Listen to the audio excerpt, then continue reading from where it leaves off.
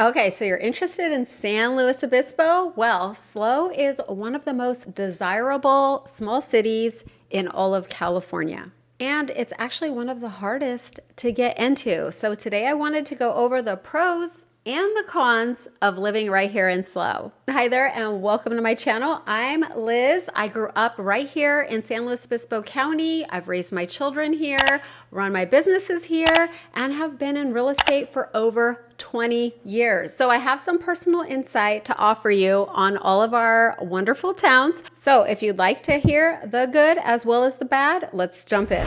Pro number one is going to be the community overall and the college energy. So San Luis Obispo is home of Cal Poly, which houses or enrolls roughly 23,000 students in a town of 51,000. So our student population is big and real, and I think it is a plus because it has made San Luis Obispo more accommodating to young people. So I think that our town is much more walkable.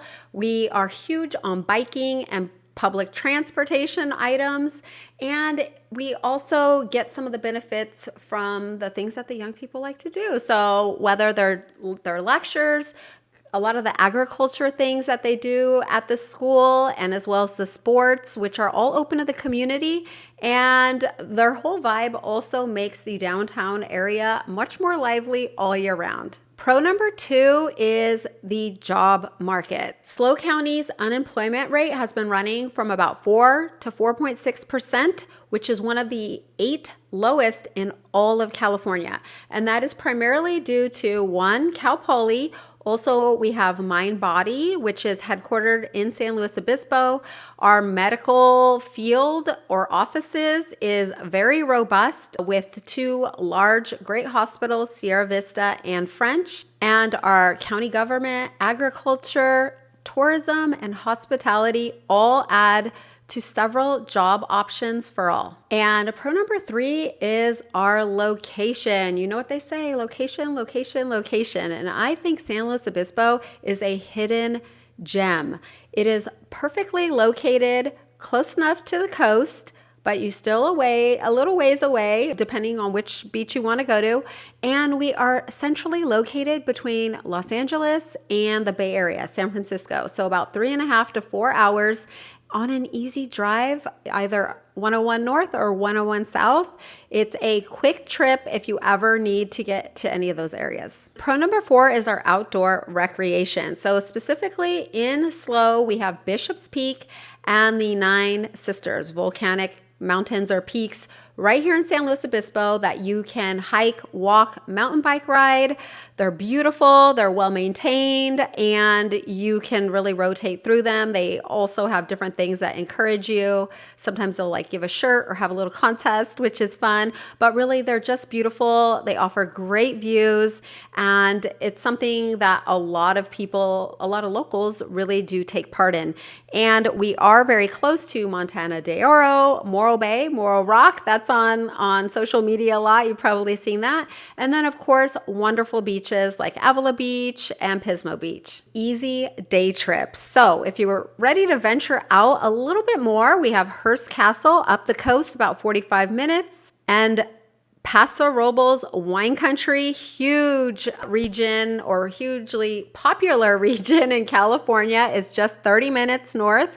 And even Edna Valley right here in San Luis Obispo, just 10 minutes away, offers a different varietal of wineries producing different wines, which is beautiful. And all of the wineries offer so many beautiful events and dinners, and it's really nice to get out if you like wine.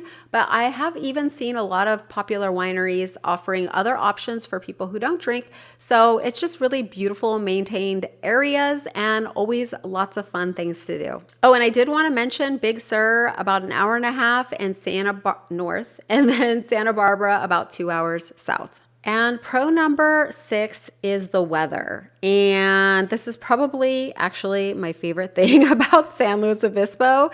It is amazing. A true Mediterranean climate. It is about 78 degrees almost 300 days of the year. So a really mild climate, while some of our other towns in the county swing temperatures a lot, SLO is pretty consistent. I like to say it's 80 degrees almost all year round because it mostly is. Pro number 7 is our farm to table and wine country lifestyle. Again, I touched on this a little bit. The wineries make an experience. The whole thing is, whether you do drink or don't drink, they're just beautiful. The views, the walks, the events that they have are lovely. And then the farm to table gives a lot of our local restaurants the opportunity to get fresh ingredients. And right here in San Luis Obispo, we have 2 weekly farmers markets, both great.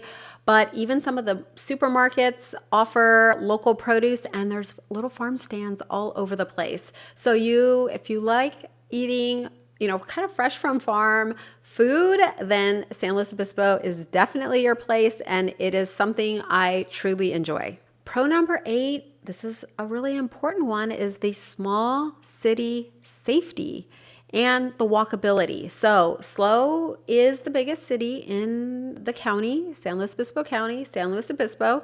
And I would say overall, especially for the big student population and kind of being a tourist area, we still have relatively low crime. There's hardly anything big going on, although there have been a couple cases. But overall, it is a safe, friendly, outgoing, outdoorsy area where people are walking around at all hours and all over the place. And it just is a good place where everybody coexists really nicely. So A+, I think. Okay, and next, let's go over the cons, because you gotta know the bad with the good, right? And the number 1 con, specifically about San Luis Obispo, is it is expensive. The house price to income ratio is on the higher side. So it's about 8.5%. And just to give you an anchor on that, nationally, it's 4.1%. So quite a bit higher. So it is also one of the more stretched markets, even amongst California. And I would say a starter home is about $1 million, right around there. There are some condos that you can get under $1 million, but I would say most starter homes are, $1 million to 1.3 in that range. And con number 2, if you're not from California, is California income taxes. They are amongst the highest in the nation. So that, along with state and local taxes, we are in the higher end of that. So definitely do your research and factor all of that in. Con number 3 is going to be the marine layer and coastal fog. So what we have is called June gloom. And just when everybody else is getting ready for summer, we have at least a month, if not May through July, of foggy weather. But then the rest of the time, it's really nice. And so generally in San Luis Obispo specifically, it will burn off most of the time. So it is kind of the beach communities, but we are just beyond the hill ridge. And so a lot of times that will creep in, but then it kind of fades out in the day. But it definitely affects a portion of the year here in SLO, where we don't get all that beautiful sunshine. Another con I'm grouping into traffic and parking, and that's specific to San Luis Obispo because of the events, because of the student body, and because a lot of people maybe don't live in SLO, but they work here in SLO. And so that just adds to the congestion. I would say there are different times of the year. Of course, when Cal Poly is out in the summer, it's almost a whole different town, but then we do have tourism. And then around, rush hour in the morning for school and work, and then after school and work, there are certain areas of town that seem to get congested. And a lot of our events and downtown parking does seem to be becoming an issue. But overall, again, it's still walkable to a lot of things and completely doable, but we do have some congestion and traffic growing in San Luis Obispo. Con number 5 is a tight rental market. And I do want to mention it in case you're researching San Luis Obispo because you're moving here for school or work before maybe you buy a place. And you definitely need to be aware. The biggest thing to be aware of is, I guess, the student schedule. So when they all come back they start coming back in June, July, and then rentals start going really big in August. So it's probably a good idea to get ahead of that if you can. There's more to pick from and you're not scrambling last minute. And then they all want to leave their leases in June. So there are things to gauge. Another thing as a local that I would tell you, the closer you are to Cal Poly, those places cost more because a lot of the students won't have cars. And so they're kind of stuck in this one area of town. So if you don't go to the school and maybe you're in working for one of the local businesses or hospitals, you might want to consider going to the other side of town because rents can vary drastically up toward like $1,000 difference, just depending on which side of town you're on. So definitely timing on when you arrive and when you're leaving, or when you sign your lease and when you're leaving, and which area of town you are is something to be aware of. And I do manage rentals in the area, so if you do have questions on that, be sure to email me. Con number 6 is the wildfire and insurance cost. So because we have all this great nature, all this open ag land and mountains and fields and all of this, risk of wildfire is real, and it is a concern, of course, in all of California, but also in SLO County. So this is an evolving issue, but it is definitely something to be aware of, something to check no matter where you are planning to move to, whether you're buying or renting in SLO or in SLO County. Con number 7, I'm calling a limited career ceiling. So while we have a lot of jobs available, there aren't a lot of the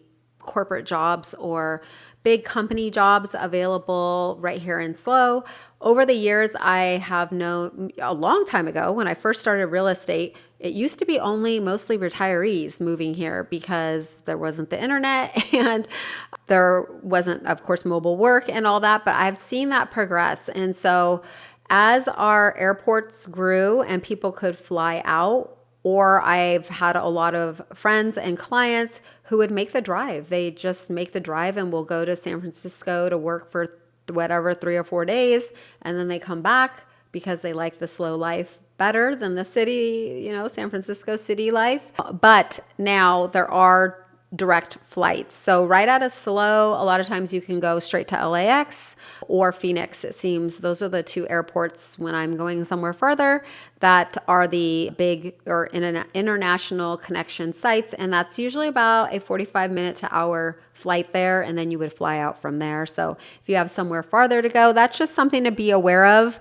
I know a lot of people moved here during the whole COVID era to mobile work, but as they have to come back, this is becoming an issue a little bit again, as not as much career growth for some of those higher end positions or, specific areas that call you to be there. And real quick, I wanted to go over just some numbers with you so you can kind of get a feel. So in SLO, I would say the medium house price is it's always changing, but I would say think about around 1.1, 1.2 for SLO specifically. But over the county, I would say mid 800s. So a lot of people do commute, will live in, North County or South County and make the drive in daily to go to work. So that is an option. And I did want to mention, if you are looking in San Luis Obispo specifically, the average days on market is 28 days compared to our countywide average of 58 days. And this is all numbers at the time of recording when I looked this week. But that just goes to show you that stuff in SLO does sell. So you have all of the professionals that want to live here, as well as I find every year I have parents of students who buy. So if your student is going to be here for a few years, because San Luis Obispo is so desirable, oftentimes it is more cost effective because of our high rents to just purchase and resell when you do, or there's other options, keep it as a rental, because it is a desirable and beautiful area, and our resale value stays strong through all of the markets. So hopefully you found this helpful. If I forgot to mention something, put it in the comments down below. I want to do a weekly video, so if you're interested in what's going on in SLO County, make sure that you subscribe. And yeah, my name is Liz Anderson, local real estate broker for over 20 years right here on the Central Coast. If you're thinking about buying or selling in SLO County, then do not hesitate to reach out. I'll see you in the next one.